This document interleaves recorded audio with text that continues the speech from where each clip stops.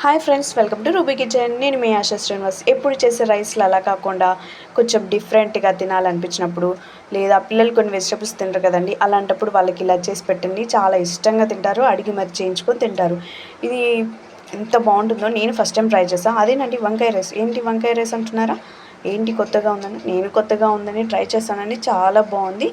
దీని ప్రాసెస్ ఎలాగో చూసేద్దాం. ముందుగా వంకాయలన్నీ ఇలా కట్ చేసుకొని సాల్ట్ వాటర్లో వేసి పక్కన పెట్టేసుకుందాం. ఒక మీడియం సైజ్ ఆనియన్ తీసుకొని పొడుగా కట్ చేసుకోండి. అలాగే టమాటాస్ని కూడా పొడుగా కట్ చేసుకోండి. కొత్తిమీర పుదీనా కూడా మొత్తం ఫైన్గా చాప్ చేసుకొని అన్నీ ఇలా రెడీ చేసి పక్కన పెట్టుకోండి.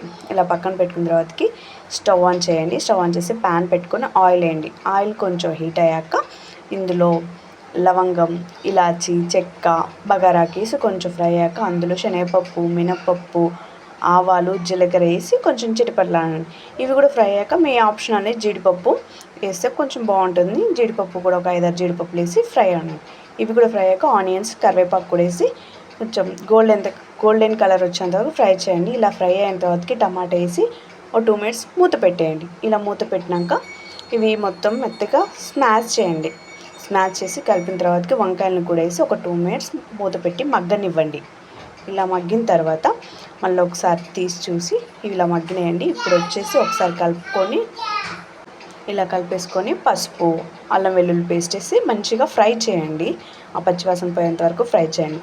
ఇలా కొంచెం ఫ్రై అయ్యాక మీ స్పైసెస్ తగ్గట్టుగా కారం, సాల్ట్ అండ్ ధనియా పౌడర్, మూడేనండి, ఎక్కువ యాడ్ చేయదు. గరం మసాలా ఆల్రెడీ మనం ఇందాక వేసుకున్నాం కదండి, మసాలాలు అవసరం లేదు. మీకు నచ్చితే వేసుకోండి మీ స్పైసెస్ తగ్గట్టుగా. ఇవి వేసి బాగా మిక్స్ చేసుకొని కొన్ని వాటర్ పోయండి. ఇవి కొంచెం మగ్గడానికి ఇక కొన్ని వాటర్ పోసి కలిపేసుకొని ఒక 2 మినిట్స్ మగ్గనివ్వండి. అంతే, ఇలా మగ్గిపోయిందండి. ఇప్పుడు వచ్చేసి ఫైనల్గా కొత్తిమీర, పుదీనా వేసేసి ఒక్కసారి మిక్స్ చేయండి. మిక్స్ చేసిన తర్వాతకి మనం విడిగా ఇందాక మొత్తం పొడిగా చేసుకు పెట్టుకున్న అన్నం ఉంటుంది కదా, అది వేయండి. మొత్తం ఇలా వేసేసి సాల్ట్ వేయండి. కొంచెం మీకు వీలుంటే ధనియా పౌడర్ కూడా వేసుకోండి.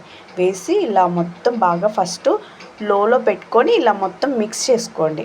లో ఫ్లేమ్లో పెట్టి ఇలా మిక్స్ చేసుకున్న తర్వాత మొత్తం మంచిగా ఎంత నీట్గా మిక్స్ చేసుకుంటే అంత మసాలా బాగా పడుతుంది. ఇలా మిక్స్ చేసిన తర్వాతకి సాల్ట్ చూసుకొని సరిపోకపోతే మళ్ళీ ఒకసారి చేసుకొని అంతే అండి. చాలా సింపుల్గా అయిపోయి వంకాయ రైస్ అండి. మీకైతే బాగా నచ్చుతుంది.